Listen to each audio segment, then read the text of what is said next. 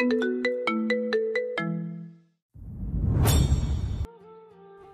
নিজেকে গুটিয়ে নিয়ে বসে আছে হৃদিতা।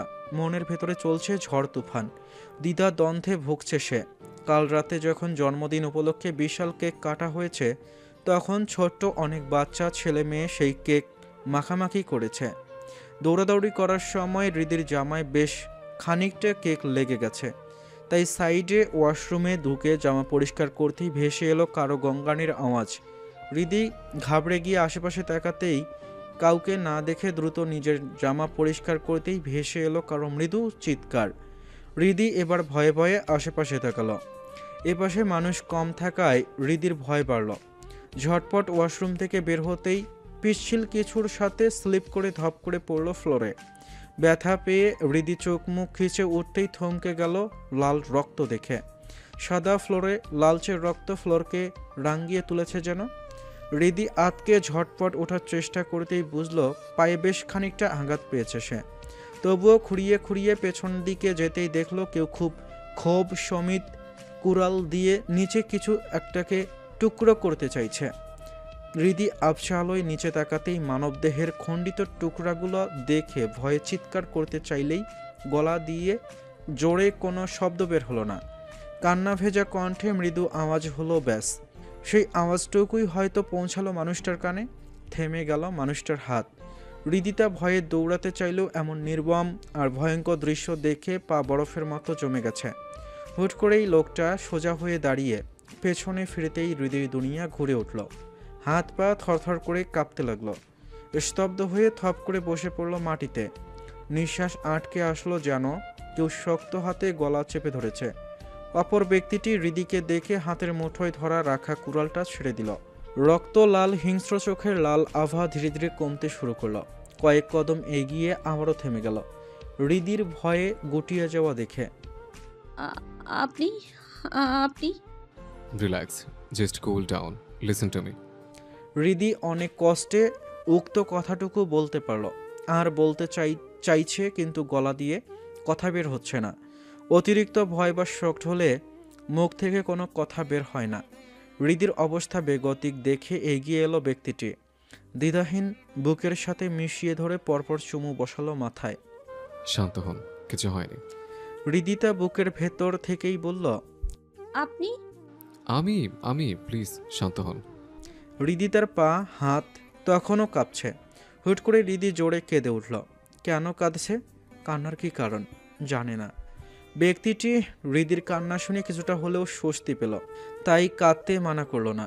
শকড হলে অনেক সময় ব্রেনে চাপ পড়ে, ফলে ক্ষতির সম্ভাবনা থাকে। হুট করে হৃদির কান্না থেমে গেল। ঝট করে নিজেকে ছাড়িয়ে নিল। কোনো কথা ছাড়াই ছুটল কোথাও। তীব্র হৃদিকে আটকালো না, বরং হৃদির যাওয়ার দিকে তাকিয়ে হেসে ঘাসের ওপর শরীর এড়িয়ে দিল। ঠিক তখনই ছুটে এলো লাবিব। তীব্রকে ঘাসের ওপর হাত পা মেলে শুয়ে থাকতে দেখে লাবিব ভয় পেয়ে ছুটে এলো। উদ্বিগ্ন হয়ে বলল, বস বস আপনি ঠিক আছেন? কিছুক্ষণ পরেই তীব্র শান্ত কণ্ঠে বলল, আমি ঠিক নেই। কি হয়েছে বস? মীর ভাইকে? শোন, তোর ভাবিকে সহি সালামতে বাসায় দিয়ে আসবি। কিন্তু কিন্তু ওর প্রয়োজন নেই, যা। তীব্রর আগা গোড়াহীন কথায় লাবিবের মাথায় ঘুরে উঠল, তবে প্রশ্ন করা বা কিছু বলার সাহস করল না। এদিকে লাবিব যেতেই তীব্র গেয়ে উঠল। লাইনটুকু গেয়েই দূর আকাশপানে চেয়ে রইল তীব্র। লাবিব গাড়ি চালাচ্ছে ধীর গতিতে, খুব সাবধানে, যেন কোনোভাবেই ভাবির কোনো ক্ষতি না হয়, গাড়ি চলাতে কোনো ভুল না হয়। মুখ্য বিষয় ভাবির সেফটি। এদিকে হৃদি মাস্ক পরা ড্রাইভার এর দিকে তাকিয়ে আবারও বাইরে তাকালো। মনের ভেতর চলছে ঝড় তুফান। কিছু জিনিস চোখের সামনে দেখেও বিশ্বাস করতে পারছে না। বারবার মনে হচ্ছে এটা হবার না, এটা কখনো সম্ভব না, হয়তো স্বপ্ন। এই বৌলা, এত আস্তে চালাও কা, চালাইতে পারো না নাহি? লাবিব হকচকিয়ে বলল, পারি তো। তো এত আস্তে চালাও কা, আমরা কি সকালে পৌঁছামু? জি দাদি, চালাচ্ছি। বস যে বলেছে ভাবির যেন এতটুকু কষ্ট না হয়। কথাটা বিড়বিড় করে বলল লাবিব। কি কইলা? না না, কিছু না। এখন কথা কও, মজনু মিয়া কনে গেছে? মানে ভাইয়ের জরুরি কাজ ছিল। বুঝছি বুঝছি। লতিফা বেগম তেসরা চোখে তাকালো হৃদির দিকে। হৃদের ভাবসাব ভালা ঠেকছে না আমার কাছে। হইল কি মাইয়ার? আমারে এমনি টানতাছস কে? কি হইছে কইবি তো এই সেমরি। হৃদি লতিফা বেগমকে টেনে ঘরে এনে রেগে বলল, তুমি সব জানতে তাই না?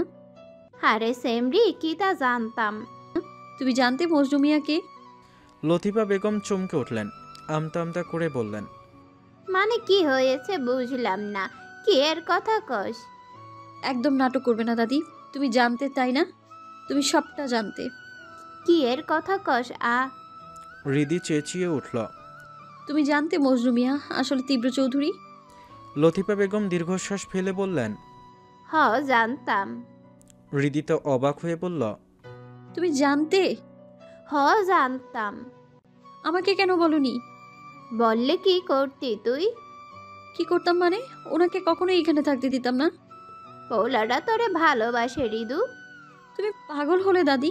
তুমি জানো উনি কে? উনি তীব্র চৌধুরী, যার মধ্যে ভালোবাসা নেই। উনি ভালোবাসতে জানে না। আমার মতো একটা কাকতারুয়াকে তো নাই। ওনার কাছে তো আমি ওনার সাদা পা স্পর্শ করারও যোগ্যতা রাখি না। তুই তোর জন্য কেন এখানে পয়রা আছে? আছে হয়তো কোনো উদ্দেশ্য। উনি কেমন তুমি জানো না দাদি? দুটো খুন।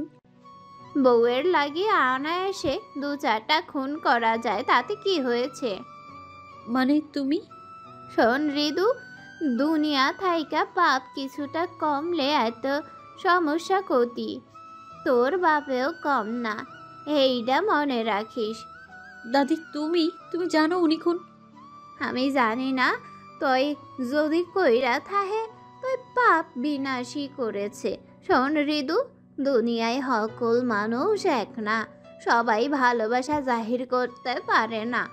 আবার অনেকে সহজেই কইয়া দেয় ভালোবাসে। ভালোবাসে কইলে কি হেইটা ভালোবাসা হয়? হয় না। তুমি ওনার নিষ্ঠুরতা জানো না দাদি? তাছাড়া উনি তীব্র চৌধুরী, হাজার হাজার মেয়ে তার অপেক্ষায়। রূপালী আপুর মতো নজর কাড়া সুন্দরীদের ওনার সাথে মানায় দাদি। আমাকে কখনোই ওনার পাশে মানায় না। আমাকে উনি কখনোই ভালোবাসবে না দাদি। জানি না ও বাড়ির সাথে আম্মুর কি সম্পর্ক। কেনই বা উনি কোন চাপে পড়ে আমায় বিয়ে করেছেন আমি জানি না। তুই তোর জন্য এই যে এইখানে পইরা আছে, তার বেলায় কি দরকার ওর এইখানে পইরা থাকুনের? আলিশান বাড়ি রাইখা এমন কুটিরে থাকতাছে কেন? ওর বাড়ির কাজের লোকও তো এমন ঘরে থাহে না। মাটির সাথে ঘরে হাই পইরা আছে কেন? তুই বাইসলেই ওর কি, মরলেই ওর কি? হুঁসি হার অনেক ক্ষমতা। হ্যাঁ চাইলেই তোর বাপের সোজা করবার জন্য সময় নিবে না। তো হেই এই ছদ্মবেশে ঘুরতাছে কেন? শোন রিদু, হ্যাঁ যাই কইতাছে সব তোর জন্য করতাছে। আমি চাই না উনি আমার জন্য এখানে পড়ে থাকুক। তুই কি চাস? ওই লোক চলে যাকে এখান থেকে। তুই কবে এত পাষাণ হইলি রিদু? আমি আমি আমি যা বলছি তাতেই ওনার ভালো। লতিফা বেগম দীর্ঘশ্বাস ফেললেন।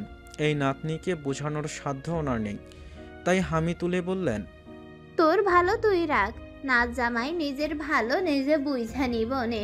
তাছাড়া যার বউ সেই সামলে নিবে। এই বয়সে আর চিন্তা করা উচিত না। বয়স হইছে, এখন বেশি চিন্তা করলে বেশি দিন আর বাঁচবো না। পরে তোর নাতি নাতনির মুখ আর দেখতে পারবো না। এখন তো আমার বয়সই বা কত? এত তাড়াতাড়ি মরলে চলবো? যাই এখন একটা ঘুম দিই। বেশি চিন্তা কইরা চামড়া ঝুলা যাইতাছে। সকালে দরজায় করাঘাতের শব্দে ঘুম ভেঙে গেল হৃদির। কাল সারা রাত ঘুম হয়নি। ভয়, মজনু মিয়ার সত্যি, অস্থিরতা, তীব্র নির্মম দুর্ব্যবহার, নিজের অসহায়ত্ব, সব মিলিয়ে কাল অনেক মানসিক চাপে গেছে হৃদির। হৃদির কাছে এখনও মজনু বেশে তীব্র আগমন স্পষ্ট নয়। তারপর সেই মৃত্যুর নির্মম দৃশ্য, খণ্ডিত শরীরের টুকরা, রক্তাক্ত চারপাশ। হৃদির কাছে আশেপাশের সবটাই ভয়ঙ্কর লাগছে। হৃদি আলগোছে উঠে দরজা খুলতেই নজরে এলো রিয়াকে। কিরে, সেই কখন থেকে ডাকছি? আসলে আপু, কি হয়েছে? চোখ মুখ এত ফোলা কেন তোর? না মানে ওই একটা স্বপ্ন দেখেছিলাম, তাই ভয় পেয়েছিলাম। কি দরকার, কিছু বলবে আপু? রিয়া রিদিকে সেভাবে পরখ না করে ব্যস্ততা দেখিয়ে বলল, হ্যাঁ, কাল পার্টিতে ফোন তো ব্যাগে ছিল, আমি তো এত ঝামেলায় নিতে ভুলেই গিয়েছি। ও, আমি দিচ্ছি। কাল রাতে এক ফোঁটাও ঘুম হয়নি, মেয়েটা রাতে খুব জ্বালাতন করেছে। কি, কেন? মনির কাল হুট করেই জ্বর এসেছে, বারবার বলছে আম্মু রক্ত, আম্মু রক্ত। তোর মতো ওরও রক্তে ফোবিয়া আছে বুঝলি, কিন্তু আমি এটা বুঝলাম না ও রক্ত কোথায় পেল। রিদি চমকে উঠল। তীব্র? কি বুঝলাম না? না মানে ছোট মানুষ হয়তো কিছু দেখেছে। কি জানি, দে ফোনটা দে। মনির কাল কল করে পাইনি, পরে আব্বুর ফোনে কল করেছিল, মেয়ের জ্বর শুনে আমাকে বকাবকি করেছে। এখন মেয়ের সাথে কথা বলিয়ে দিতে হবে। রিয়া একদমে কথাগুলো বলে ফোন হাতে বেরিয়ে যেতেই রিদি দীর্ঘশ্বাস ফেলল। কালকে কি কোনোভাবে তীব্রকে খুন করতে দেখেছে মনি? বাচ্চা মেয়েটা আজ তীব্রর কারণে অসুস্থ। রিদি তার হুট করেই রাগ হলো। অহংকারী, রাগী, জেদি, একঘেয়ে তেরামি চূড়ান্ত সব মানা যায়, তবে খুনি? রিদির তীব্রর প্রতি হুট করেই রাগটা আরও প্রখর হলো। আপাতত তার তীব্র চৌধুরীকে ভয় লাগছে না। আগের রিদিতার মতো তীব্রকে দেখলে ভয় কাঁপাকাঁপি করা বিষয়টা যেন হাওয়া হয়েছে তার মন থেকে। কেন, কি কারণে, এটা জানা নেই রিদির, কিন্তু সে জানে তীব্রকে দেখে এখন আর ভয়ে জ্ঞান হারাবে না সে। কাল সেই ভয়ঙ্কর দৃশ্য দেখে আর তীব্র সত্য জানার পরেও হৃদি জ্ঞান হারায়নি। যদিও নিজের এমন পরিবর্তনের কারণ হৃদির জানা নেই, আর না জানার চেষ্টায় আছে সে। আপাতত তার চেষ্টা তীব্র চৌধুরীর সাথে দেখা করা। এখানে আসার কারণ কি আর উদ্দেশ্যই বা কি? চাইছেনটা কি উনি? সকাল থেকে এখন তপ্ত দুপুর, দিন এগিয়ে যাবার সাথে সাথে গরমের তীব্রতা বৃদ্ধি পেয়েছে। এই তপ্ত গরমেও গায়ে কম্বল দিয়ে ছোট্ট মনিকে জড়িয়ে ধরে বসে আছে হৃদি। মেয়েটার জ্বর কিছুটা কমলেও পুরাপুরি সারেনি, এখনও শীত শীত করছে। হৃদির বুকের ওপর মাথা দিয়ে ঘুমিয়ে আছে মেয়েটা। এদিকে হৃদিতা ঘামে ভিজে উঠেছে, তাই মনিকে শুইয়ে দিয়ে ব্যালকনিতে গিয়ে দাঁড়ালো। দৃষ্টি তার মজনু ওরফে তীব্রর সেই কুঁড়ে ঘরের দিকে। এখনও ফেরেনি সে। হৃদি বুঝল না তীব্র এখন কোথায় আছে, শহরে নাকি চৌধুরী বাড়িতে। তখন প্রায় সন্ধ্যা ঘনিয়ে এসেছে। হৃদি রেগেই গিয়ে পৌঁছালো বাগানের কুঁড়ে ঘরটায়। আজ সারাদিন তীব্র বাসায় আসেনি, কিন্তু সন্ধ্যায় হৃদি ব্যালকনি থেকে তীব্রকে বাগানের কুটিরে ঢুকতে দেখেই প্রচণ্ড রেগে সোজা নিচে নেমে হাঁটতে থাকে বাগানের কুঁড়ো ঘরের উদ্দেশ্যে। চাপানো দরজা খুলে রুমে ঢোকে হৃদি। তীব্রর পরনে তখন কাবলি ছেট, সবেই মাথায় দেওয়া পাগড়ি খুলে রেখেছে সে। হৃদিকে হুড়মুড়িয়ে রুমে ঢুকতে দেখে অবাক হয়ে বলল, বউ, আপনি এত তাড়াহুড়ো করার কি দরকার ছিল? আমি আছি তো, যাইনি। হৃদি রগে হিসিয়ে বলল, নাটক আর কত করবেন আপনি? কি উদ্দেশ্য আপনার? কি কারণে এখানে ছদ্মবেশে এসেছেন আপনি? মজনু মিয়া বলবো নাকি তীব্র চৌধুরী? তীব্র বউয়ের এমন ভয়হীন রাগী তেজি রূপ দেখে আয়েশ করে বসল বিছানায়। ভালো লাগছে বউয়ের এমন ভয়হীন ব্যবহার। যদিও তার কাপা কাপা বউ বেশি পছন্দ, তবে ভয়হীন বউও চলবে। তীব্র চৌধুরী বউয়ের মধ্যে ভয় শোভা পায় না। তীব্রকে এমন আয়েশি ভঙ্গিতে বসতে দেখে হৃদিতা চেটে উঠে বলল, কি করতে চাইছেন কি আপনি? কাল আপনার জন্য ছোট্ট মেয়েটা জ্বর এসেছে, রক্ত দেখেছে ও, রক্তে ফোভিয়া আছে বাচ্চাটার। তীব্র ভ্রু কুঁচকে বলল, তো আমি বলেছি দেখতে। হৃদিতা চরম রেগে বলল, একটা বাচ্চার প্রতি আপনার মায়া হয় না? আর যদি বড় কিছু হয়ে যেত? তীব্র ভাবলেশীন ভাবে বলল। হলে তো হৃদি তীব্রর এমন ভাবলেশীন আচরণে প্রচণ্ড রেগে গিয়ে দতে দত চেপে বলল, আপনি একটা হার্টলেস। নিজের বাচ্চা যখন হবে তখনই কি করবেন? হৃদি রেগে কথাগুলো বলে থামতেই তীব্র চট করে উঠে অবাক হওয়ার ভান ধরে বলল, আমাদের বাবু কবে হবে? চলুন বউ, মেয়েকে নিয়ে আসার প্রসেস শুরু করি। সিরিয়াস মুহূর্তে তীব্রর এমন কথায় হৃদি ভেবাচাকা খেয়ে তাকালো তীব্রর দিকে। সে তো ভাবল আজ তীব্র তাকে দু চারটে চর অনায়াসে মারবে। তবুও হৃদি সাহস করে আজ তীব্রর সাথে যুদ্ধে নেমেছে। যাই হোক, তীব্রর উদ্দেশ্য কি জানতে হবে। তাছাড়া মনিকার জ্বরের জন্য হৃদি তীব্রকে দায়ী করেছে। তবে তীব্রর কথায় হৃদি অবাক হওয়ার কথা, কারণ যেখানে তাদের বিয়েটা একটা শর্ত, সেখানে তীব্র তাকে ডিভোর্স দিতে চায় সেই শুরু থেকে। তবে এখন এমন বিশেষ কি হয়েছে যে তীব্র তাকেই চাইছে? মাঝে মাঝে তীব্রর বাহ্যিক রূপ তার ধারণা চুরমার করে দেয়। এই যে তীব্র চৌধুরী এই কুটিরে বর্তমানে থাকছে, এটাও একটা আশ্চর্য বিষয়। এমন পোশাক পরে ঘুরছে, এটাও একটা আশ্চর্যের বিষয়। সবচেয়ে বড় কথা, সে হৃদির ভালোর জন্য এসব করছে, হৃদির জন্য এখানে এসেছে। এটাই কঠিন আশ্চর্যের বিষয়। এদিকে তীব্র হৃদিকে এমন ভাবনায় দেখে মুচকি হাসল, যদিও হাসিটা দাড়ি মোছার আড়ালেই রইল। বউ, আপনি কি ভাবছেন বাসর এমন করো ঘরে? করলে মন্দ হয় না। কতজনে কত জায়গায় করছে, আমরা না হয় করে ঘরেই বাসর সেরে ফেলে। তীব্র লাগামহীন কথায় হৃদির গাল গরম হয়ে গেল লজ্জায়। তবে লজ্জা পেলেও সেটা আড়াল রেখে তপ্ত গলায় বলল, লজ্জা আছে নাকি বিক্রি করে দিয়েছেন? তীব্র আবারও ভাবলেশীন তবে সম্মোহনের মতো নেশাক্ত কণ্ঠে বলল, ছিলই না কখনো। হৃদি তীব্রর হঠাৎ টোন পরিবর্তনে হকচকিয়ে তাকালো তীব্রর দিকে। তীব্র দৃষ্টি তার দিকেই স্থির, চোখেও অদ্ভুত এক নেশা। হৃদি তীব্রর হঠাৎ পরিবর্তনেই কিছুটা ভরকে গেল, তবুও নিজেকে শক্ত করে আবারও রেগে বলল, সমস্যা কি আপনার? এখানে এসেছেন কেন আপনি, তাও এই বেশে? তীব্র চুপচাপ হৃদির রাগী চেহারা দেখছে। আপাতত হৃদির এমন তেজি লুকে সে ফিদা, যদিও তার চাহনি সম্পূর্ণ আলাদা, ঠিক নেশাগ্রস্তের মতো। হৃদিতা এবার রেগে চিৎকার করে বলল, চাইছেনটা কি আপনি? বাইট। কি? I want to bite your neck. It's looking yummy. May I? May I মানে কি? মে আই মানে পারমিশন নেয়া। কিন্তু তীব্র তার পারমিশন নেয়ার ধৈর্য কুলালো না। ঝড়ের গতিতে এসে শক্ত করে জড়িয়ে ধরল হৃদির কমল দেহখানা। কোনো কথা ছাড়াই মুখ ডোবালো হৃদির গলার ভাঁজে। হৃদির হুঁশ ফিরল গলায় চিনচিনে ব্যথার চোটে। এতক্ষণ সে হতবাক হয়েই মূর্তির মতো দাঁড়িয়েছিল, কিন্তু কামড়ের ফলে ব্যথা হওয়ায় নিজেকে সামলাতে খামচে ধরল তীব্রর পিঠের পাঞ্জাবির কাপড়। মৃদু আর্তনাদ করতেই তীব্র কামড় দেওয়া জায়গায় ছোট্ট ছোট্ট চুমু দিল। হৃদি ছটফট করতে লাগলো ছাড়া পাওয়ার জন্য। তীব্র হৃদিকে ছেড়ে আবারও আয়েশ করে বসলো বিছানায়। ভাবখানা এমন যেন সে কিছুই করেনি, ইনোসেন্ট একটা বাচ্চা। হৃদি এখনও সেভাবেই দাঁড়িয়ে আছে, গলায় হাত দিয়ে। তীব্রকে আয়েশি ভঙ্গিতে বসতে দেখে রেগে তেড়ে আসতেই হোঁচট খেয়ে পড়ল তীব্রর গায়ে। তীব্র দু হাতে হৃদিকে বুকের সাথে জড়িয়ে ধরে হেসে বলল, আমার বুকে আসতে চাইলে এভাবে আসার দরকার নেই চান। বললেই আমি আপনাকে আমার বুকে জড়িয়ে ধরবো। আপনাকে এই এই এই, কে আছো ভিতরে? পোলার মাইয়ার কথা শোনা যাইতেছে। এখানে কেডা থাকে রে আলিশা? কেউ বাইরে হইয়ে না কেন? এই কেডা ভেতরে? হৃদি বাইরের সবার আওয়াজ শুনে ভয়ে তীব্রর পাঞ্জাবি খামচে ধরল। সে কি ভুলে গেছিল এটা তাদের গ্রাম? এখানে ছেলে মেয়েকে এক ঘরে পাওয়া মানে? হৃদির শরীর কেঁপে উঠল, ভয়ে টেনশনে অস্থির হয়ে উঠল। তীব্র বাইরের আওয়াজ আর হৃদির এমন অস্থিরতা দেখে বলল, রিল্যাক্স, আমি দেখছি। হৃদি তীব্রর বাহু খামচে ধরে বলল, না না, দরজা খুলবেন না। ওরা আমাদের একসাথে দেখলে বদনাম রটাবে। স্বামী স্ত্রীকে একসাথে দেখলে সমস্যা কোথায়? হৃদি রাগান্বিত হয়ে বলল। আপনি আমার স্বামী নন।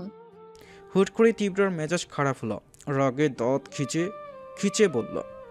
অস্বীকার করছেন? হৃদি তার জেদি কণ্ঠস্বর। হ্যাঁ করছি। তীব্র হুট করেই বলল, তাহলে তো স্বীকার করাতেই হচ্ছে। স্বীকার করার জন্য প্রস্তুত হ। বলেই হৃদিকে ছেড়ে উঠে দরজা খুলে দিতেই হুড়মুড় করে প্রবেশ করে দুইজন মুরব্বী। হৃদি আর মজনুকে একসাথে দেখে চেঁচিয়ে উঠল, কই গো সব, আও আহো, দেখা যাও চেয়ারম্যানের মাইয়া এই চাকরের লোকে ফষ্টি নষ্টি করছে। তীব্র প্রস্তুতি নিয়ে একটা দীর্ঘশ্বাস ফেলে বলল, চাচা, ঘরে তো জায়গা কম, বাইরে চলুন, তাহলে সবাই দেখতে পাবে। বলেই মুরব্বীকে তোয়াক্কা না করে হৃদির হাত ধরে টেনে বাইরে নিয়ে আসতে আসতে বিড়বিড় করে বলল, মরণের পাকটা গজিয়েছে এদের বাল, আর আমি মারলেই দোষ। আচ্ছা। তীব্রর এমন নির্ভীক আচরণে এদিকে দুইজন মুরব্বী একে অপরের মুখের দিকে চেতে উঠে বললেন, দেখ দেখ, এই পোলা লাজ লজ্জা কিচ্ছু নেই। এই পোলা জীবনে দেখিনি। এলে হজ দেখছো দেখছো, একে তো অকাম কৌকাম করেছে, তার উপরে আবার বাবখানে দেখায়। তীব্র এসবে তোয়াক্কা না করে হৃদিকে টেনে নিয়ে এলো মির্জাবাড়ির প্রাঙ্গণে। ইতোমধ্যে অনেক মানুষ উপস্থিতিতে ছোটোখাটো একটা জটলা বেঁধে আছে। চারদিকে মানুষজনে ভর্তি। হৃদি তীব্রকে দেখে সবার মধ্যে শোনা গেল গুঞ্জন। তীব্র সূক্ষ্ম দৃষ্টিতে তাকিয়ে দেখল কেবল। এক হাতে হৃদির হাত ধরে অন্য হাতে ফোনে কিছু টাইপিং করে রেখে দিল। তার ভাবখানা এমন যেন কিছুই হয়নি, অথচ তার ধারণা নাই কি হবে। সুন্দর মতো হৃদির হাত টেনে এনে আরও কাছে নিয়ে এলো।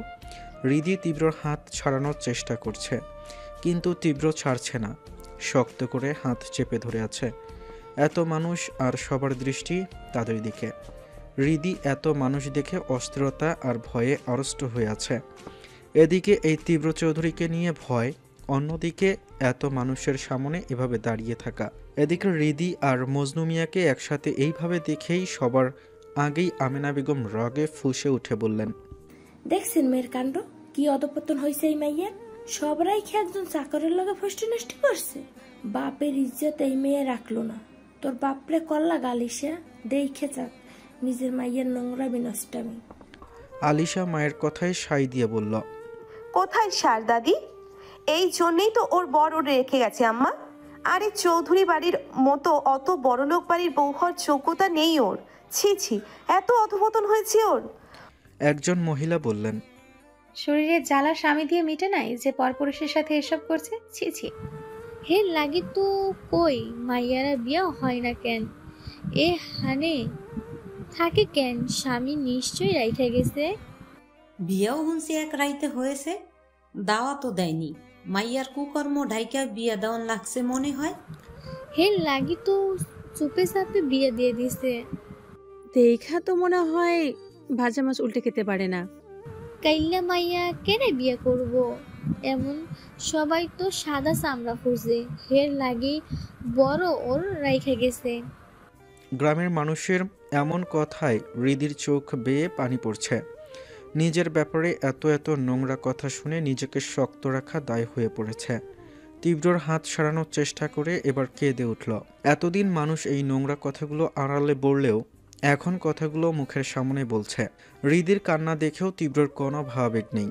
সে চুপচাপ হৃদির হাত ধরে দাঁড়িয়ে আছে। একজন মহিলা লতিফা বেগমকে দেখে বললেন, কি গো লতিফা বুবু, নাতনির এসব ফষ্টি নষ্টি চোখে পড়ছে না বুঝি? কিছু কইছো না কেন?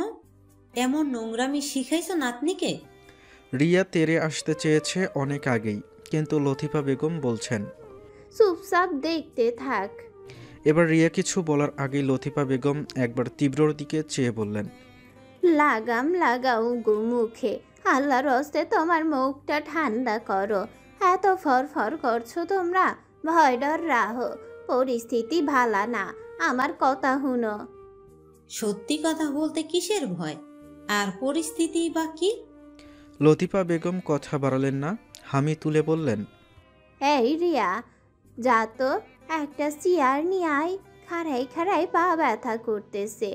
এগো বুঝাইয়া লাভ নাই, এই সিন বহুত রাত অবধি চলবো মনে হইতাছে। যা যা চেয়ার নিয়ে আয়। দাদির কথায় রিয়া আর ওনার পুত্রবধূ রাবেয়া কিং কর্তব্য বিমূঢ়। রাবেয়া বরাবরই শান্তশিষ্ট একজন মহিলা, কথা খুব কম বলেন। শাশুড়ি আর স্বামীকে ভীষণ শ্রদ্ধা করে, মনটা একদম পবিত্র। তবে এই পরিস্থিতি দেখে তিনি মিনমিন করে বললেন, আম্মা, কিছু মনে নেবেন না, হয়তো কোনো ভুল বোঝাবুঝি হয়েছে। আপনি গিয়ে একটু বুঝান, রিদিতা এমন মেয়েই না। হনো বৌমা, এরা হলো লাথের ভূত, বছর তো নেহি মানে গে। কথাটা বলার পরপরই রিয়ার উদ্দেশ্যে বললেন, এই রিয়া, হিন্দি কি ঠিক কইবার পারছি? রিয়া দাদির ব্যবহারে কি বলবে ভেবে পেল না। সে শুধু ড্যাব ড্যাব করে তাকিয়ে আছে। এত কিছুর পরেও দাদির ব্যবহারে তাকে ভাবাচ্ছে না। নিজে কিছু বলছে না তাকে কিছু বলতে দিচ্ছে। আমেনা বেগম শাশুড়ির এমন হেয়ালি কথায় ব্যঙ্গ করে বললেন, নাতনির কাণ্ডে আম্মা মনে হয় শখ খাইছে। লতিফা বেগম চরম বিরক্তি প্রকাশ করে বললেন, কথার মধ্যে বাতা বড় কেনে তুমি? তুমি রিদির ছাইরা নিজের কথা ভাবো হেনি একটু। লতিফা বেগম আরও কিছু বলার আগেই একজন মহিলা বললেন, কি জুকাইলো রে? এই কেউ ওর স্বামীরে কল দাও, কও আসতে। বোর বিচার হইব, হেইও থাকবো এইখানে। আলিশা ফট করেই বলল, ওর স্বামী আর আসবে না। বলছি কি, এই চাকরের সাথে বিয়া দিয়ে দিন। এই চাকরের চাকরানি হওয়ার যোগ্যতাই আছে ওর। কি কস মাইয়া, হের তো তালাক হয়নি, হয়ে গেছিনি। আলিশা মুখ ভেংসি কেটে বলল, ওর স্বামী ইহজন্মে আর খোঁজ নিবে না। এই চাকরের লগে ধরা পড়ছে, এই চাকরের লগেই বিয়ে দিন। আলিশার কথা শেষ হতেই হন্তদন্ত হয়ে ছুটে এলো আঙ্গিনায় পুরুষটি। একদম ঠিক, প্রথমবার আপনার কথাগুলো ভালো লাগলো মিস। যাই হোক, এই সব নিয়ে ভেতরে আসো। মীরের বলার সাথে সাথেই 5টার মতো মিনি ট্রাক ঢুকলো বাগানের দিকে। সেখানে খানা রান্নার জন্য বড় বড় হাঁড়ি, পাতিল, হাতা, চামচ, ওয়ান টাইম প্লেট, গ্লাস, খুন্তি, জগ সহ যাবতীয় রান্নার সব কিছু আছে। অপর ট্রাকে বস্তা বস্তা ভর্তি করে চাল, মাংস, মাছ, সবজি ইত্যাদি আরও কিছু রয়েছে। আর রান্নার জন্য কাজ করছে ঢাকার বিখ্যাত শেফ। সবার চেহারা দেখে বোঝাই যাচ্ছে তাদেরকে কিভাবে আনা হয়েছে। যদিও রাত 11টা 12টা, ঢাকা শহরে রাত বেশি না, কিন্তু মানুষগুলো আছে ভয়ে আর আতঙ্কে। মীর ওদের থেকে দৃষ্টি সরিয়ে গ্রামবাসীর দিকে তাকালো। সবার আহাম্মকের মতো হয়ে যাওয়া মুখটা দেখে বলল, গ্রামবাসী, আপনারা একদম চিন্তা করবেন না, আজই দুইজনের বিয়ে দিব। আপনারা আগের স্বামীর সাথে ডিভোর্স নিয়ে একদম চিন্তা করবেন না। আমি আছি না, মীর আলী, অ্যাডভোকেট মীর আলী, নো সমস্যা, ডো ফর্তি। তাছাড়া চেয়ারম্যান সাহেবের মাইয়ার বিয়ে খাইতে পারেন নাই, আহারে কতই আফসোস।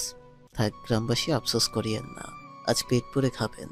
আয়োজন করা হয়েছে বুঝলেন, আজকে বিয়ের রাজভোগ খেয়েই তবে বিদায় হবেন। এরপর মীর বিড়বিড় করে বলল, আজ তো বহুত কিছু হওয়ার আছে।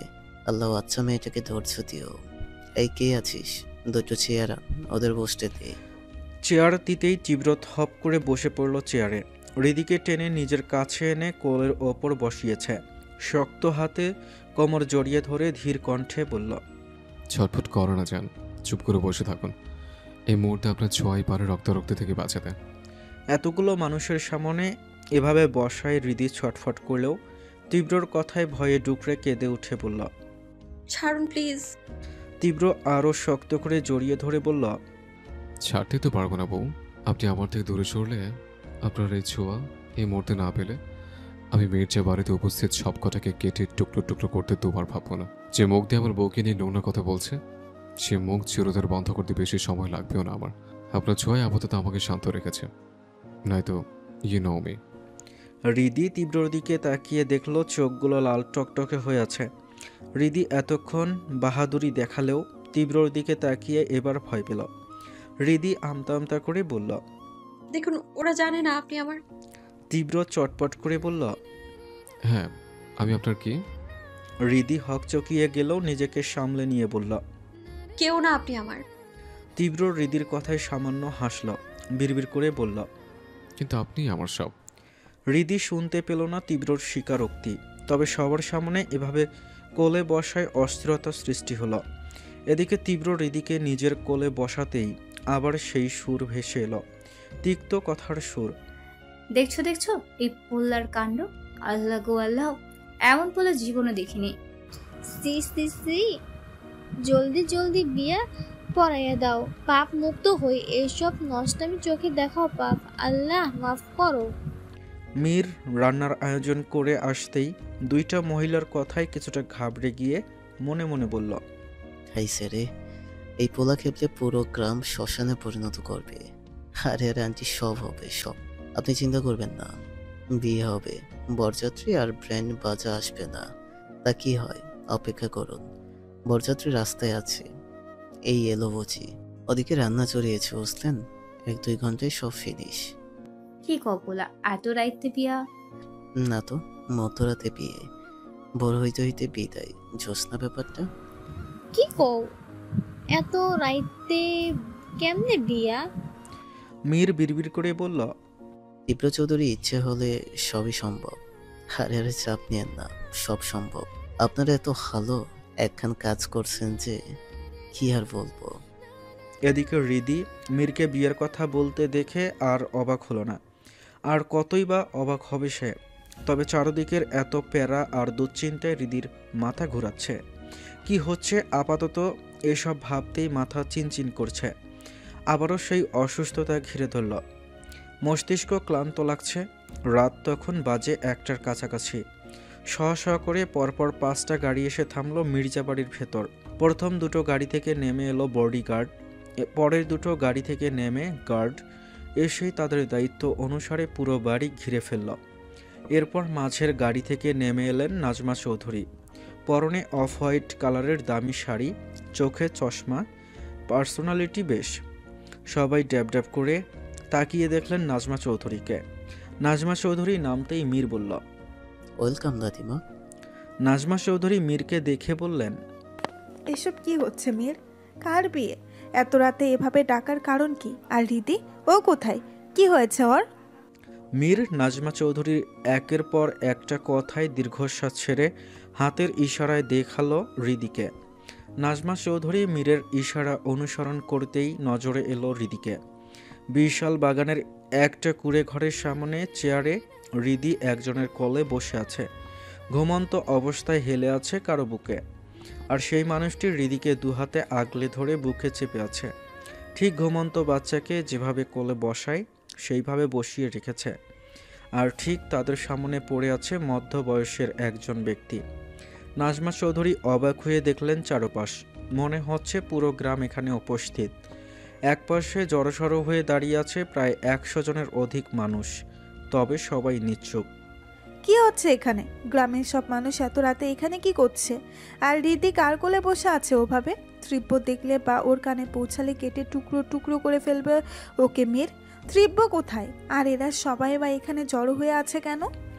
মীর ফোঁস করে একটা নিঃশ্বাস ফেলে বলল, আপনার মনে হয় দাদি তীব্র ছাড়া ওর বউকে এভাবে কেউ ছুতে সাহস করবে? নাজমা চৌধুরী হতভম্ব হয়ে বললেন, মানে? তীব্র রীতিকে ছড়িয়ে ধরে আছে। মজনু মিয়া, বেশে বসা লোকটা তীব্র। কি? জি। তুই আমাকে পাগল পেয়েছিস মীর? তীব্র এমন বেশি এখানে কখনো আসবে? মীর একটা নিঃশ্বাস ফেলে তাকালো তীব্রর দিকে। সে চুপচাপ বউকে জড়িয়ে ধরে বসে আছে, যেন আপাতত বউ ছাড়া দুনিয়াতে কিছুই তার নজরে আসছে না। একটু আগেই পুরো গ্রামের হইচয়ে ঠান্ডা পড়েছে। হইচই করা, গালমন্দ দেওয়া মানুষগুলো এখন ভয়ে একদম চুপচাপ বসে। কি হচ্ছে এখানে মীর? বলবি কিছু তুই?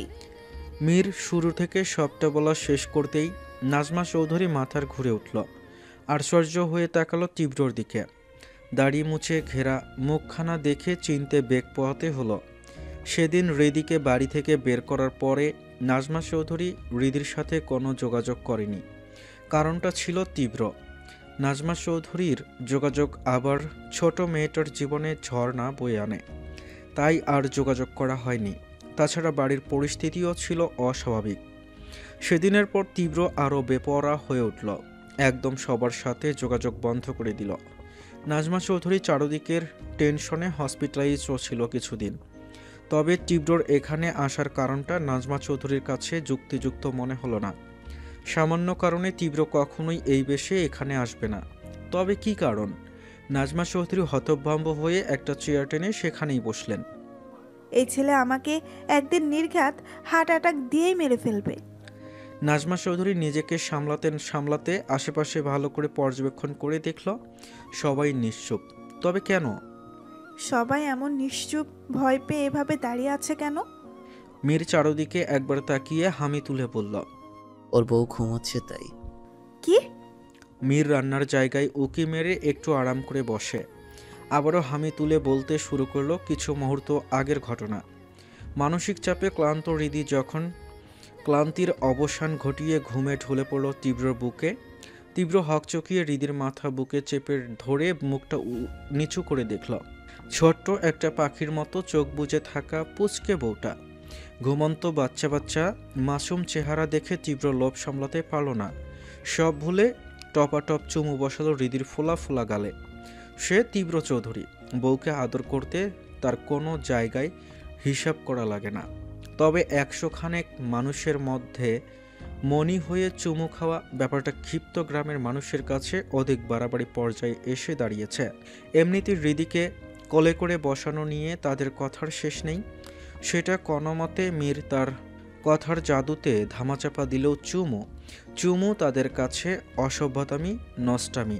দুইজন লোক এমন অসভ্যতামি দেখে তেড়ে এসে বেলাল চান, মানে রূপেশ মির্জার চাকর আর কি, সোজা সাপটা তীব্র শার্টের কলার ধরে ঝাঁকাতে শুরু করলো। এতে হৃদি নড়ে চড়ে উঠতেই তীব্রর ধরে রাখা ধৈর্য ভেঙে গেল। একে তো বউটায় ঘুমাচ্ছে, তার ওপর তীব্রর কলার ধরার সাহস করেছে। তীব্র চৌধুরী কলার ধরার সাহস কি আর এমনি এমনি চুকে যাবে? মুহূর্তেই পকেটে থাকা গান বের করে একজন হ্যাংলা পাতলা লোকটার পায়ের ঠিক মাংসশাসী জায়গায় চালিয়ে দিতেই লোকটা চিৎকার করতেই তীব্র এক হাতে হৃদিকে বুকে চেপে ধরে লোকটার গলায় বন্দুক ঢুকিয়ে দেয়, যেন সে চিৎকার করতে না পারে। গ্রামের মানুষ এমন দৃশ্য দেখে ভয়ে জমে গেছে। তা এগিয়ে আসতেই তীব্র হৃদির কানে পকেটে থাকা ইয়ারফোন গুঁজে দিতেই ধাক্কা মেরে লোকটাকে ফেলে গান তাক করে হাওয়ায় ফায়ার করে। সাথে সাথে তেড়ে আসা অপর একজন বেহুশ হয়ে মাটিতে পড়ল। মিনিট কয়েকের মধ্যে এমন দৃশ্য দেখে সবাই যখন ভয়ে আতঙ্কে নিশ্চুপ, তখন শান্ত এই পরিবেশে দীর্ঘ নিশ্চুপতা ভেঙে তীব্র বলল, don't make noise, she is sleeping. আতঙ্কের পরিবেশে তীব্রর কথা শুনে কিছু মানুষ যেমন অবাক, হতবাক, নির্বাক হয়েছে, আবার অজানা কিছু মানুষের মধ্যে শুরু হয়েছে আতঙ্ক। আবার কিছু মানুষ তীব্রর ইংরেজি না বুঝে ভয়ে ডেবডেব করে তাকিয়ে আছে। আবার কেউ ভয়ে ফুপিয়ে কাঁদছে। 100 খানেক মানুষের এক এক রকম অনুভূতিতে তীব্রর কোনও ভাবাবেগ নেই। সে হৃদির মাথা নিজের ঘাড়ে দিয়ে, শরীরটা নিজের সাথে ভালোভাবে জড়িয়ে ওড়না দিয়ে ঢেকে দিয়ে আবারও গম্ভীর গলায় শান্ত স্বরে বলল, আপনাদের দামসার জন্য ওর ঘুমে ডিস্টার্ব হলে সবগুলোকে এইভাবেই শান্ত করব। আর খবরদার, যদি কেউ মির্জা বাড়ির প্রাঙ্গণে এক পাও এদিকে ওদিক করেছ তো আজ সারা রাত আমাদের বিয়ের অনুষ্ঠান চলবে। তাই আজ রাতে কেউ ঘুমাবে না। যে ঘুমাবে তাকে চিরনিদ্রায় সাহিত্য করবো আমি। প্রথমবার থেকে গুলিটা পায়ে লেগেছে, এবার যে একটা টু শব্দ করবে একদম কপাল বরাবর শুট করে দেব। তীব্রর খুব ঠান্ডা হুমকিতে বিস্ফোরণ ঘটালো ওদের মধ্যে। মুহূর্তের মধ্যেই পুরো জায়গা নীরব হয়ে গেল। আর তেরে আসা আরও একজন ভয়ে জ্ঞান হারিয়ে পড়ল মাটিতে। চারদিকে তখন শুধু আতঙ্ক। আমেনা বেগম আর আলিশা শকড হয়ে আছে। তারা হয়তো মজনু মিয়াকে সস্তা ভেবে বস্তা ভরে ভুল করেছে। রক্তে লাল হয়ে যাওয়া জায়গাটা দেখে থরথর করে কাঁপতে লাগলেন আমেনা বেগম। আলিশা নিজেও শকড, ভাবেনি এমন কিছু ঘটবে। আলিশা মজনুর দিকে তাকিয়ে দেখল দাড়ি মুছে ঘেরা মুখখানা। চোখ ছাড়া আর কিছু তেমন বোঝা যায় না। কে এই মজনু মিয়া?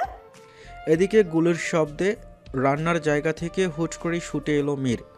বেচারা সবেই একটু বসেছিল, কিন্তু গুলির শব্দ তাকে আর বসতে দিল না। মীর সামনে পড়ে 2-3টা মানুষকে দেখে হতবুদ্ধি হয়ে পড়ল। কি করলি এসব? তীব্রর মেজাজ খারাপ হলো। খিচে যাওয়া মেজাজ নিয়ে শান্ত স্বরে দাঁতে দাঁত চেপে বলল, বাল করলাম, চোখে দেখিস না? এই এদিকে সেটা চোখের সামনে থেকে নিয়ে যা। তীব্রর কথায় 2টা গার্ড ছুটে এসে গুলি করা লোকটাকে তুলে নিয়ে গেল। মীর এক পলক তীব্রকে দেখল, হৃদিকে শক্ত করে বুকে আগলে নিয়ে আছে। মীর ফস করে একটা নিঃশ্বাস ফেলে ছুটল লোকটার দিকে।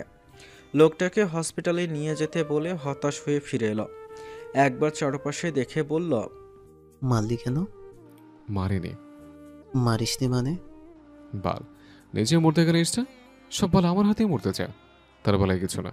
আর আমি মারলি তখন আমার দোষ। কি করেছো বলবি তো? ওকে চুমু খেয়েছি আমি, এতে ওদের গায়ে ফসকা কেন পড়ে? ওরা তেরে এসে আমার কলার ধরছে। যদি বউটার ঘুম ভেঙে যেত, নেহাত বালের এই বউটা আছে তাই, নয়তো এদের আমি। থাম ভাই থাম, বসলাম আমি। তাছাড়া রীতি ঘুমাচ্ছে, ওকে রুমে। মীরকে কথা শেষ করতে না দিয়ে তীব্র ক্ষিপ্ত সুরে বলল, বালের কথা বলছিস? ওকে রুমে রেখে আসলে এখানে একটা মানুষ বাঁচবে? আমি দেবো বাঁচতে? প্রত্যেকটা নোংরা কথার হিসেব নেব না যতক্ষণ বউ আছে। এতে নিরাপত্তার গ্যারান্টি আছে। বউ নাই তো সব কটাকে বিনা টিকিটে উপরে পাঠাবো।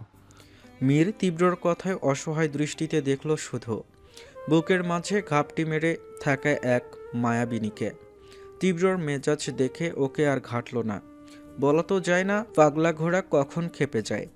শান্ত আছে, আপাতত শান্ত থাকতে দেওয়াটাই উত্তম কাজ। এদিকে তীব্র ওরফে মজনু মিয়ার কথায় গ্রামবাসীর মনে অধিক ভয়ের আভাস পেল লতিফা বেগম। এক পলক সবার হতভম্ব হওয়া মুখখানা দেখে বিড়বিড় করে বললেন, পোলা তো না রে, এই তো আগুনের গোলা বাপরে। রিয়া দাদির বিড়বিড়ানি দেখে বলল, তুমি জানো তাই না দাদি, মনসুর মিয়া আসলে কে?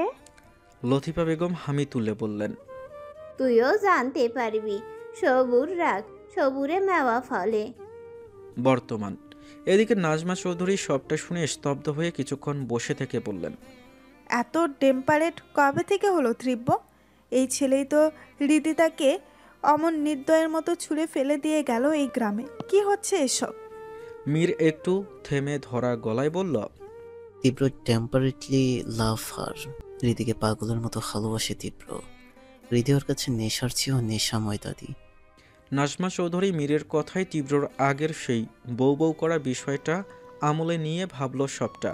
তবে দাদির এখনও বিশ্বাস হচ্ছে না, এটা কিভাবে সম্ভব? তীব্র আর ভালোবাসা। রাত তখন প্রায় 1:20 কাছাকাছি। পুলিশের গাড়ি এসে পৌঁছেছে মির্জা বাড়িতে। 2 ভ্যান পুলিশের গাড়ির সাথে সাদা চকচকে একটা সরকারি গাড়িও এসে থেমেছে মির্জা বাড়ির প্রাঙ্গণে। সেখান থেকে রাগান্বিত অবস্থায় বেরিয়ে এলেন রুফেশ মির্জা। খবর তার কানে পৌঁছেছে আগেই, তবে তিনি বুঝেছেন মজনু মিয়া লোকটা সুবিধার না। তবে রুফেশ মির্জাও কম যায় না, সকল ব্যবস্থা করেই তবে এসেছেন গ্রামে। গাড়ির অপর পাশ থেকে নেমে এলেন এমপি আবু জাহির উদ্দিন। মূলত রুফেশ মির্জা এমপি আবু জাহিরকে নিয়ে এসেছেন মজনু মিয়া নামক মানুষটার কাহিনী শেষ করতে। তাছাড়া সেদিন বাড়িতে আগুন লাগার পেছনে মজনুর হাত আছে, সেটাও ইতিমধ্যে জেনেছেন তিনি। মূলত রূপেশ মির্জার ভাবনা অনুসারে মজনু মিয়া ছদ্মবেশে আসা তার কোনো শত্রু, যে চাইছে হসপিটালের পাশের জমি হৃদির নামে হওয়ায় হৃদিকে ফাঁসিয়ে বিয়ে করতে। এদিকে রূপেশ মির্জাকে দেখেই সবার মাঝে চাপা গুঞ্জন শোনা গেল। আমেনা বেগম আর আলিশা ছুটে এলো রূপেশের কাছে। দেখছো দেখছো রূপেশ, তোমার মাইয়া কেমন নাগর জুটাইছে? বেলাল সানকে গুলি করছে ওই পোলায়, সাহস কতখানি দেখছে একবার? রূপেশ মির্জা আমিনা বেগমের কথা তোয়াক্কা না করে চুপচাপ দাঁড়িয়ে দেখল মজনুকে। পরক্ষণেই বাঁকা হেসে বললেন, শেষ সময় চলে এসেছে, চিন্তা করো না। আমিনা বেগম স্বামীর শয়তানি কথায় কিছুটা ভরসা পেয়ে সরে দাঁড়ালো। রূপেশ মির্জা নিজের দাম্ভিকতা নিয়ে দাঁড়ালেন তীব্রর বরাবর। চেয়ার টেনে বসলেন সামনাসামনি। গম্ভীর মুখে বললেন, কে তুই আর কি চাইছিস? তীব্র ভাবলেশীন ভাবে হৃদির মাথায় হাত বুলিয়ে দিতে দিতে বলল, এতক্ষণ ধরে আমার বউ চুপি চুপি ফোন করে আপনাকে কি বললেন মির্জা সাহেব? ও, চুপি চুপি বলে হয়তো শুনতে পাননি। সমস্যা নেই, আমি বলছি, আমি আপনার মেয়ের জামাই শ্বশুরমশাই। আর কি চাইছি? আমি আপনার মেয়েকে বিয়ে করে আমার মেয়েকে আনতে চাইছি। রূপেশ মির্জা মজনুর এমন কথায় কিছুটা বিরক্ত হলেও নিজেকে স্বাভাবিক রেখে বললেন, হৃদি বিবাহিত। তীব্র ওরফে মজনু বাঁকা হাসল, তবে নিজের ভাবলেশীনতা বজায় রেখেই বলল, বিবাহিত বউ বিয়ে করা সুন্নত। রূপেশ মির্জা মজনুর কথায় অবাক হলেও সেটা বুঝতে না দিয়ে বললেন, আসলে কে তুই? মজনু হৃদিকে কোলের ভেতর টেনে নিতে নিতে শান্ত স্বরে বলল, আসলে নকলে আমি আপনার মেয়ের জামাই শ্বশুরমশাই। রূপেশ মির্জা এবার রেগে বললেন, বেশি বার বাড়িস না, এর ফলাফল খুব ভালো হবে না। তীব্র হৃদির ঘুমন্ত মুখের দিকে কিছুক্ষণ তাকিয়ে থেকে হৃদির ঠোঁটের দিকে একবার নজর বুলিয়ে বাঁকা হেসে বলল, ফলাফল ভালো না হোক, মিষ্টি হলেই চলবে। রূপেশ মির্জা তীব্রর এমন হেয়ালি কথায় এবার অধিক রেগে বললেন, জান বাঁচাতে চাইলে এক্ষুনি এখান থেকে চলে যা। তীব্র কিছুটা বিরক্ত হয়ে বলল, আহা শ্বশুরমশাই, এভাবে চেঁচামেচি করছেন কেন? দেখছেন না ও কি সুন্দর করে আমার বুকে ঘুমাচ্ছে? আহা, কি যে আরাম আমার শ্বশুরমশাই, কি বলবো। ঘুমাচ্ছে আপনার মেয়ে, কিন্তু আরাম পাচ্ছে আমি, শান্তি লাগছে, ভালো লাগছে।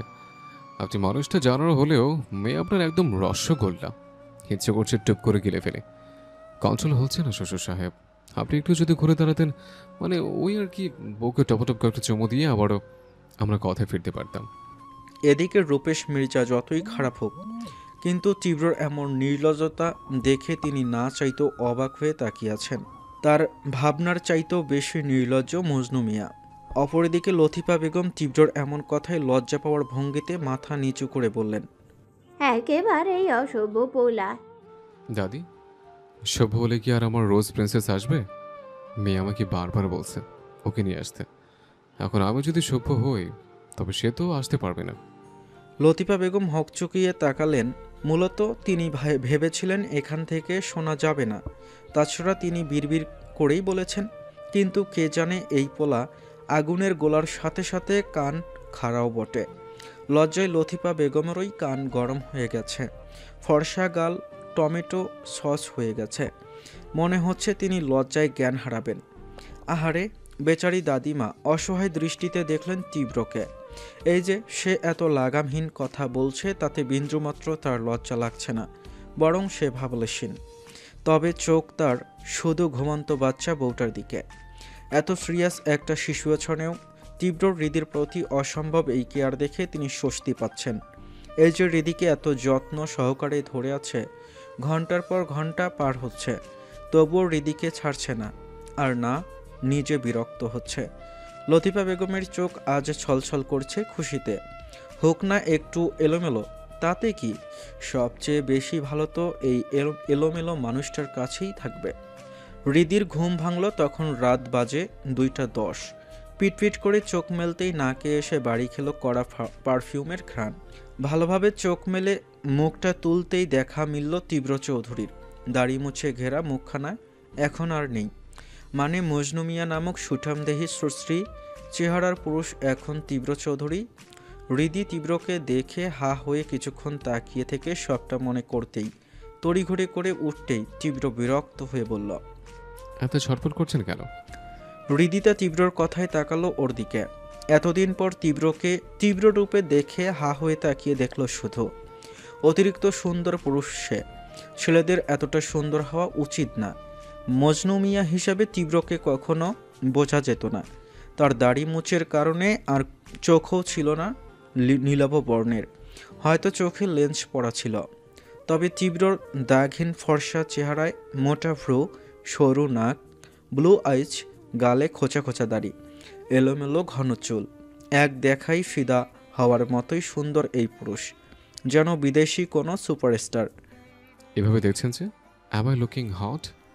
হৃদিতা তীব্রর কথায় হকচকিয়ে উঠে আমতা আমতা করে আশেপাশে তাকাল। আশেপাশে তাকিয়ে দেখল তখনকার মতোই প্রতিটা মানুষ এখনও এখানে আছে। আবার খাবারের গন্ধে মৌ মৌ করছে চারদিক। হৃদি হতবাক হতবুদ্ধি হয়ে আবারও চারপাশে তাকাল। মির্জাবাড়িতে শখানেক মানুষ, তবে পরিবেশ একদম নিশ্চুপ নীরব। কেন? কথাটা মস্তিষ্কে আসতেই ঘাড় ঘুরিয়ে দেখল মির্জাবাড়ির বারান্দায় বসে আছেন নাজমা চৌধুরী। হৃদি নাজমা চৌধুরীকে দেখে অবাক হয়ে তাকাল। চারদিকে আলো থাকলেও এখন যে রাত সেটা জানে হৃদি। এই রাতে নাজমা চৌধুরী এইখানে। হৃদির ধারণা নাই কয়টা বাজছে, তবু ঘুম থেকে উঠেই একের পর এক ঝটকা খাচ্ছে সে। হৃদি নাজমা চৌধুরী থেকে নজর সরিয়ে আবারও তাকলো তীব্রর দিকে।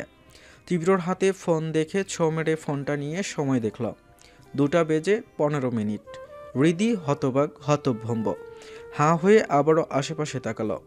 সেই সন্ধ্যা থেকে রাত এখন 2:15, সবাই এখনও এখানে আছেন। হৃদির এত শকড পাওয়ার মাঝেই উপস্থিত হলেন নাজমা চৌধুরী। হৃদির গালে হাত রেখে মোলায়েম কণ্ঠে বললেন, ঘুম কেমন হলো? ঘুম আমার নাতিকে বিছানা বালিয়ে ভালোই ঘুমালেন আপনি। হৃদিতা ড্যাব ড্যাব করে নাজমা চৌধুরীর দিকে তাকিয়ে ওনার কথা বোঝার চেষ্টা করল। মস্তিষ্ক নাজমা চৌধুরীর কথা বুঝতেই আরও একটা শক খেল। অবাক হয়ে তাকালো হৃদির দিকে। তীব্র বাঁকা হেসে চোখ টিপে বলল, আমার ঘুম পড়ি। ঘুম ভালো হয়েছে? হয়েছেই হয়তো। স্বামীর বুকে ঘুমানো নাকি ঘুম ভালো হয়? হৃদিতা ভরকালো। মানে সে এতগুলো মানুষের সামনে এতক্ষণ ঘুমিয়েছে, এটা কিভাবে সম্ভব? এত মানুষ অথচ হৃদি কারো শব্দ পায়নি, এটা আদৌ সম্ভব?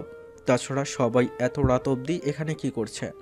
তীব্র হৃদির হতভম্ব হয়ে যাওয়া মুখখানা দেখে স্মিত হেসে বললেন, আমাদের বিয়ের অতিথি এরা সবাই। এতক্ষণ পর এবার হৃদি মুখ খুলল। মানে? তীব্র আড়মোড়া ভেঙ্গে দাঁড়াতে দাঁড়াতে বলল, মানে কিছুক্ষণ পর আমাদের বিয়ে, ওনারা সে বিয়ের সাক্ষী হিসেবে থাকবে। কি? তীব্র আর উত্তর করল না। হাতের ইশারা করতেই লাবিব ছুটে এলো। সাথে আছে 2জন মেয়ে আর বড় একটা লাগেজ। বসে যে আসুন, একটু পর আমাদের বিয়ে। হৃদিতা হকচকিয়ে বলল, আমি আপনাকে বিয়ে করব না। তীব্র হৃদির কথায় কোনো রিয়েক্ট করলো না। আপনি আমাকে বিয়ে না করলে চলবে, কারণ বিয়ে তো আমি আপনাকে করব। আপনি করেন আর আমি করি, কথা তো একটাই। তীব্রর আজগুবি কথায় হৃদির আহম্মকের মতো তাকালো ওর দিকে। তীব্র সেদিকে তোয়াক্কা না করে বাম হাতটা ডান হাতে দিয়ে মালিশ করতে করতে বলল, গো ফাস্ট। আপনি শুনতে পাননি আমার কথা? আমি কখনো করব না আপনাকে বিয়ে। তীব্র ফোঁস করে একটা নিঃশ্বাস ফেলে বলল, কারণ জানতে চাইছি না আর চাইবো না, তবে আপনি এখনো রেডি না হলে। বলেই হৃদির একদম কাছাকাছি এসে হৃদির দিকে ঝুঁকে ফিস ফিস করে বলল, আমি নিজ হাতে এই গ্রাম শ্মশানে পরিণত করব, অ্যান্ড আই মেন ইট। হৃদি তীব্র ঠান্ডা হুমকিতে কিছুটা ভয় পেয়ে পিছিয়ে গেল। দেখুন দেখব, দেখতেই হবে, সব দেখব, আগে বিয়েটা করি। বলেই চোখ টিপি মারল তীব্র। হৃদি তীব্রর এমন কথায় শুকনো ঢোক গিলে একবার তীব্র তো একবার দাদির দিকে তাকালো। নাজমা চৌধুরী তীব্রর কথায় মুখ টিপে হাসছেন। হৃদি নাজমা চৌধুরীর হাসি দেখে খানিকটা মিয়ে গিয়ে বলল, আমি আপনাকে বিয়ে করতে চাই না। তীব্রর এতক্ষণ ধরে রাখা ধৈর্যের বাঁধ ভাঙল। চট করে হৃদির বাহু ধরে একদম নিজের সাথে মিশিয়ে দতে দত চেপে বলল, ধৈর্য পরীক্ষা নিচ্ছিস? হ্যাঁ, নাটক করেছিস আমার সাথে? তোর নাটকের ধার ধারি আমি। শক্ত করে চেপে ধরায় হৃদি ব্যথায় চোখ মুখ খিচে বন্ধ করে নেয়। ছাড়ুন, লাগছে আমার। তীব্র আরো শক্ত করে ধরে বলল, লাগুক, আমারও খুব লাগছে তোর কথা। 3 বার বলেছিস বিয়ে করবি না। এই জানের মায়া নাই তোর? আমাকে না বলছিস সাহায্য আসছে কোথা থেকে? কলিজা বেশি বড় হয়ে গেছে? হ্যাঁ, আই সোয়ার, বউ আমার ধৈর্য পরীক্ষা নিস না, নয়তো তোর বাপ শুদ্ধ সবাইকে উপরে পাঠাবো আমি। হৃদি হুট করে তীব্রকে ধাক্কা দিয়ে সরিয়ে কান্না মিশ্রিত রাগী গলায় বলল, মেরেই ফেলুন, তবু আমি আপনাকে বিয়ে করব না। কি পেয়েছেন কি আপনারা আমায়? আমায় কি মানুষ মনে হয় না? কথাটুকু বলতেই যেন হাঁপিয়ে উঠল হৃদি। চোখের পানি গাল বেয়ে টপটপিয়ে পড়তে লাগলো। হৃদির পুরনো সব কথা মনে পড়তেই কষ্টে বুকটা পার হয়ে এলো। হৃদিতা জোরে জোরে কয়েকবার নিঃশ্বাস নিয়ে আবারও বলল, হুট করে একদিন এসে সব লন্ডভন্ড করে বিয়ে করলেন, আর বিয়ে করার পরের দিনই ডিভোর্স চাইলেন। দূর দূর করা কুকুরের মতো ব্যবহার করলেন। এরপর হুট করেই আপনার মন চেঞ্জ হলো, তখন বউ বউ করে মাথায় তুললেন। আবার আপনার মন চেঞ্জ হলো, আমায় ছুঁড়ে ফেলে দিলেন মির্জা বাড়িতে। আবার আপনার মন চেঞ্জ হলো, তখন ছদ্মবেশে মজনু মিয়া সেজে এলেন। আর এখন পুরো গ্রামের মানুষের সামনে বিয়ে বিয়ে নাটক শুরু করেছেন আপনি। নাটক? আপনার মুডের উপর ডিপেন্ড করে কি আপনি আমায় ব্যবহার করবেন? যখন ইচ্ছে হলো কাছে টানবেন, আবার যখন ইচ্ছে হলো দূরে সরিয়ে দেবেন। আজ সবার সামনে বিয়ে করবেন, কাল বলবেন তোকে আমার ভালো লাগছে না, আবারও আমায় ডিভোর্স দেবেন। কারণ আপনি তো তীব্র চৌধুরী, আপনি তো সব করতে পারেন, রাতকে দিন, দিনকে রাত সব। আসলে না, আলিশা আর ওর মা ঠিকই বলে, আমার কোনো যোগ্যতা নেই চৌধুরী পরিবারের বউ হওয়ার। সবার মতো আমি তো আর সুন্দর না, রূপ নেই আমার, না আছে আপনাদের মতো মন মানসিকতা। কথাটুকু শেষ করতেই তীব্র স্বাভাবিক আর ঠান্ডা স্বরে বলল, আর কিছু বলবি? হয়েছে তোর? তীব্রর এমন নির্লিপ্ততা দেখে হৃদি তাচ্ছিল্য হাসল। আমার যা বলার বলে দিয়েছি, আমি কখনোই আপনাকে বিয়ে। হৃদি তার সম্পূর্ণ কথা শেষ করার আগে তীব্র হৃদিকে টেনে নিয়ে গেল সেই ছোট্ট কুটিরে। হৃদি ঘরে ঢুকতেই চমকে উঠল, কারণ চেয়ারের সাথে বাঁধা অবস্থায় বসে আছে রওনাফ মির্জা। পাশে 2 জন বডিগার্ড বন্দুক তাক করে আছে ওনার দিকে। হৃদি একবার তীব্র তো একবার রওনাফ মির্জার দিকে তাকালো। কিছু বলার আগেই তীব্র বলল, আর একবার যদি বলবি বিয়ে করবি না, তো 2 পাশ থেকে 2টা গুলি করব, ব্যাস, এর বেশি কিছুই করব না। হৃদি তার কান্না ভেজা অসহায় দৃষ্টিতে রওনাফ মির্জার দিকে তাকালো, যে মানুষটা তাকে নিজের বাবার চেয়েও বেশি ভালোবেসেছে, আর আজ তার জন্যই রওনাফ মির্জার এই অবস্থা। হৃদি রওনাফ মির্জার অবস্থার জন্য শতভাগ নিজেকেই দায়ী করছে। সে জানে তীব্র কতটা জেদি, রাগী, অহংকারী, হিংস্র মানুষ, তা ধারণা আছে। হৃদি নিজের অসহায়ত্বে ফুপিয়ে কেঁদে উঠল। কেন করছেন আপনি এমন? প্লিজ চাচুকে ছেড়ে দিন, আপনি যা বলবেন আমি শুনবো। তীব্র যেভাবে এনেছিল ঠিক সেভাবেই বাইরে এনে বলল, ওদের সাথে যান, ওরা বসে যাবে আপনাকে। হৃদি ছলছল দৃষ্টিতে একবার তীব্রর দিকে তাকিয়ে হাঁটতে শুরু করল। তীব্র হৃদির যাওয়ার দিকে তাকিয়ে মনে মনে বলল, আপনাকে ছাড় দিয়েছি যান, ছেড়ে দিইনি। আপনাকে ছেড়ে দেওয়া যে সম্ভব না, শত চেষ্টার পরেও আমি ব্যর্থ আপনাকে ছাড়তে। আপনি ছাড়া চলবে না আমার, ছোট্ট ওই বুকের মাঝে যত মেঘের ঘনঘটা রয়েছে আমি সব মুছে দেব, আই প্রমিস। মির্জাবাড়ির প্রাঙ্গণে বসেছে দাওয়াত। বিয়ের এমন দাওয়াত আদৌ কখনো কেউ খেয়েছে কিনা সন্দেহ। পৃথিবীতে মনে হয় তীব্র চৌধুরী প্রথম যে রাত 3টা বাজে মানুষকে ঘুমাতে না দিয়ে বন্দুক তাক করে জাগিয়ে রেখেছে তার বিয়ের দাওয়াত খাওয়ার জন্য। গ্রামের মানুষকে ঘুম থেকে জাগিয়ে তুলে এনে গান্ডে পিণ্ডে গিলাচ্ছে, খেতে না চাইলে বন্দুক তাক করে খাওয়াচ্ছে। মীর একবার খাবার টেবিলে বসা মানুষগুলোকে দেখল, সবাই খাচ্ছে, কেউ ভয়ে, কেউ লোভে, কেউ মজাদার সুস্বাদু খাবার দেখে। মীর সবার এমন মজা নিয়ে খাওয়া দেখছে, সবাই মোটামুটি খাবার খাচ্ছে। সেই সন্ধ্যা থেকে সবাই বড়সড় একটা সিনেমা দেখেছে। খিদে পেয়েছে হয়তো, মীর নিজেও গান্ডে পিণ্ডে গিলছে। বেচারা তো কম আর পরিশ্রম করেনি। এই তো সেই সন্ধ্যায় তীব্র মেসেজ পেয়ে ছুটে এসেছে। এরপর একের পর এক আয়োজন চলছে তার ওপর দিয়ে। তাছাড়া এমন মধ্যরাতে বিয়ে খাওয়া ব্যাপারটা কম বেশি দারুণ।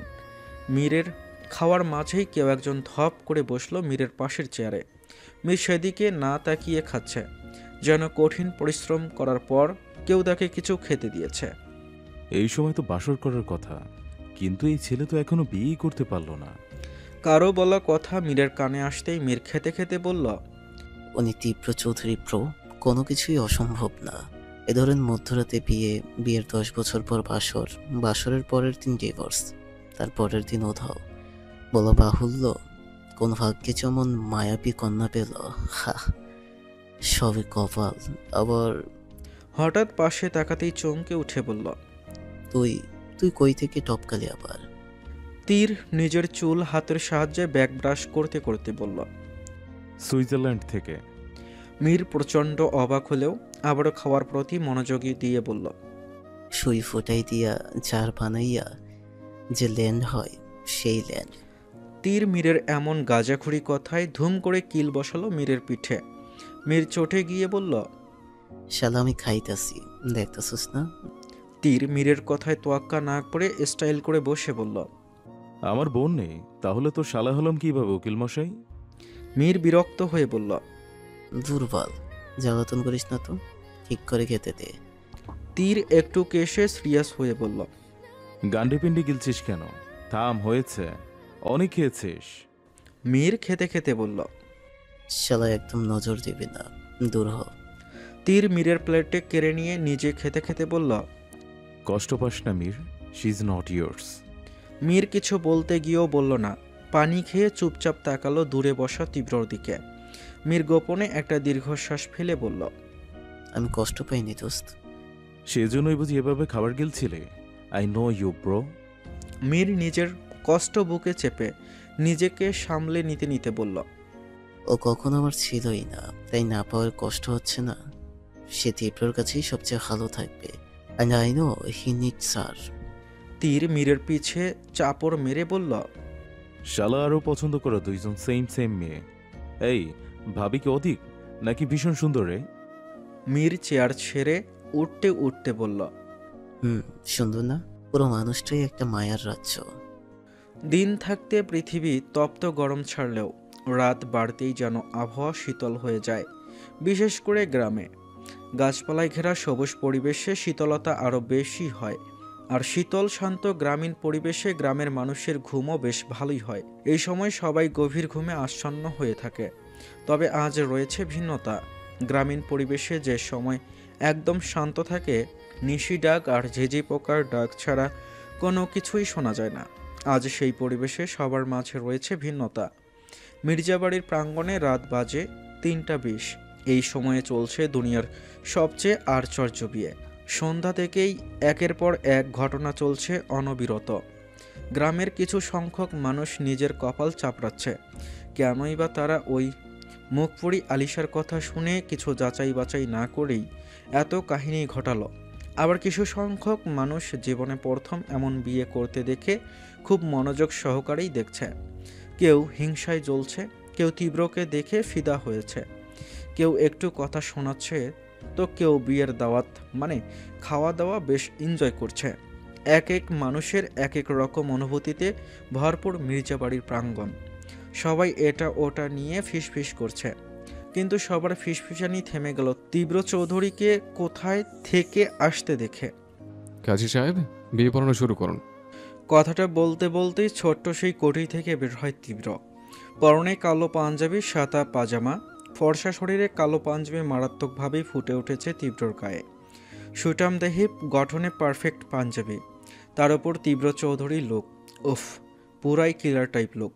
সবাই ড্যাব ড্যাব করে তাকিয়ে আছে তীব্রর দিকে। তাকাবে নাইবা কেন? লাগছে তো একদম সেই, মনে হচ্ছে কোনো সুপার মডেল। আই হাই, রিদি আর বরদেহি পুরাই বিদেশি না হাল। কি ভাগ্য কইরা ওই মাইয়া আইসে পৃথিবীতে। এমন বর ঘর পাওয়া কি মুখের কথা? ইয়ার জামাই তো সান্দে না হাল। যাও কো, পোলা দেখি মেলাই সুন্দর। রিদিতার স্বামী কি বিদেশে নাকি? এমন নীল নীল চোখের মনি, এমন সুন্দর পোলা, তাই তো এত ভয়ঙ্কর কেন?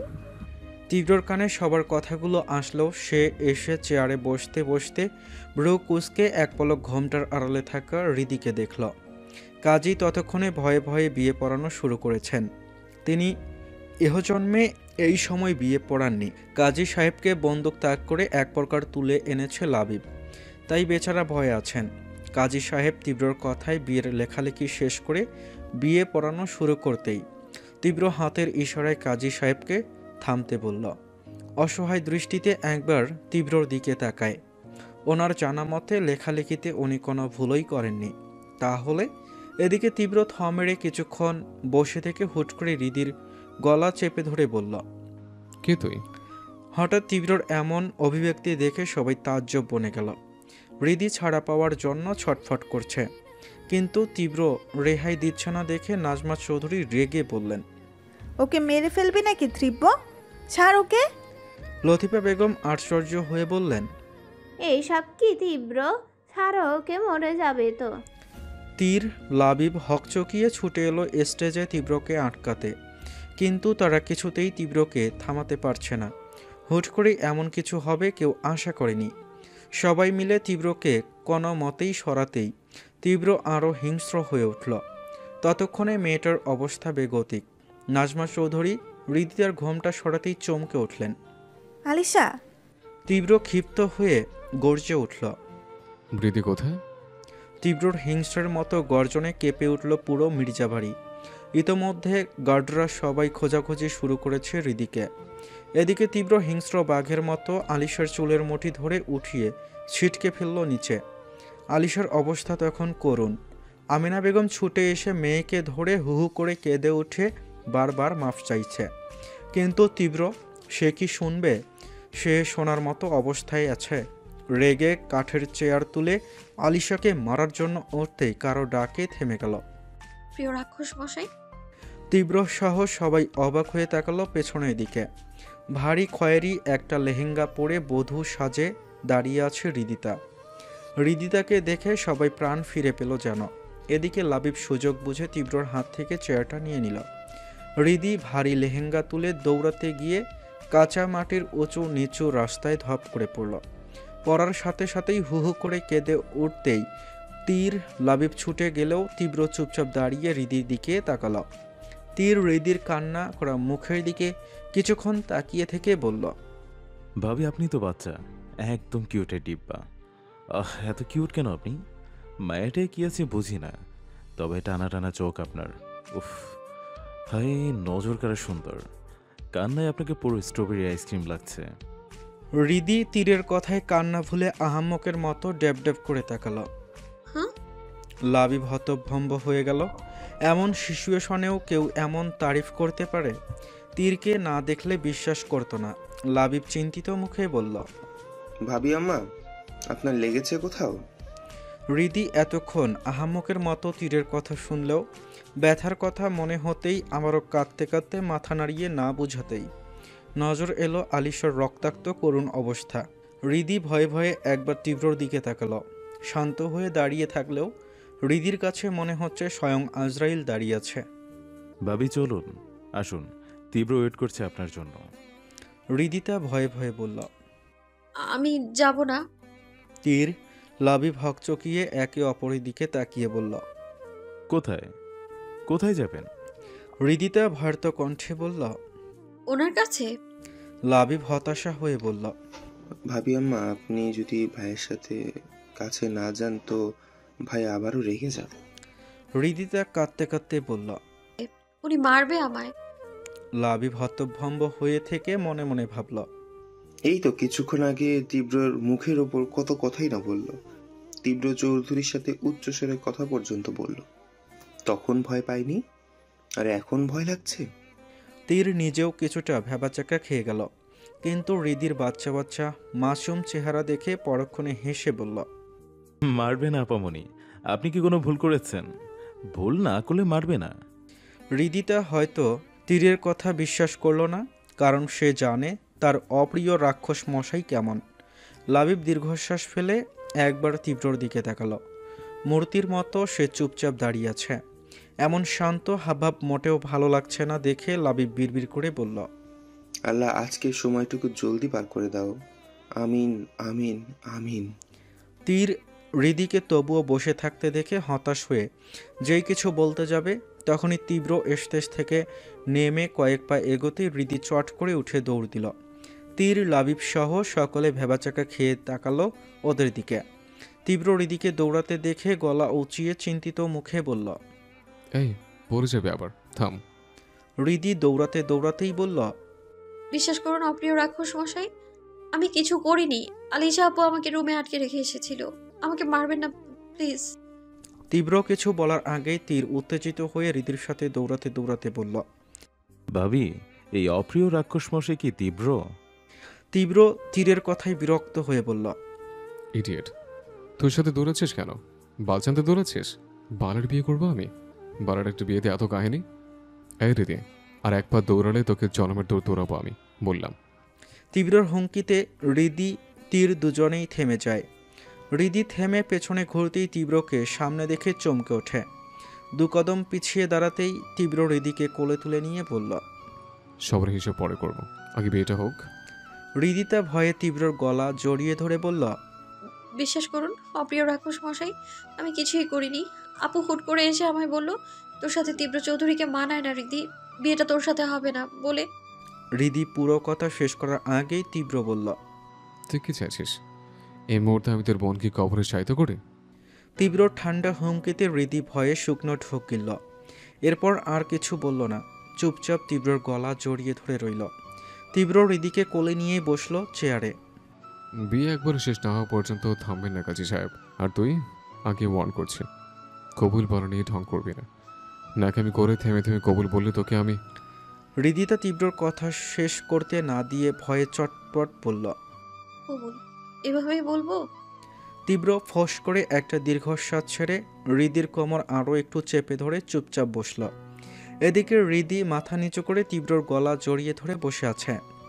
আশেপাশে এত এত মানুষ, আর তার মাঝে সে এভাবে বসে আছে। যদিও আজকের জন্য এটা আর ম্যাটার করে না, তবুও লজ্জা আর অস্বস্তি তো হচ্ছে হৃদিতার। কাজী সাহেব হৃদিকে কবুল বলতে বললে হৃদি পরপর 3 বার কবুল বলেই থামল। আলহামদুলিল্লাহ কবুল। হৃদি কবুল বলতেই যেন সবার মুখে হাসি ফুটে উঠল।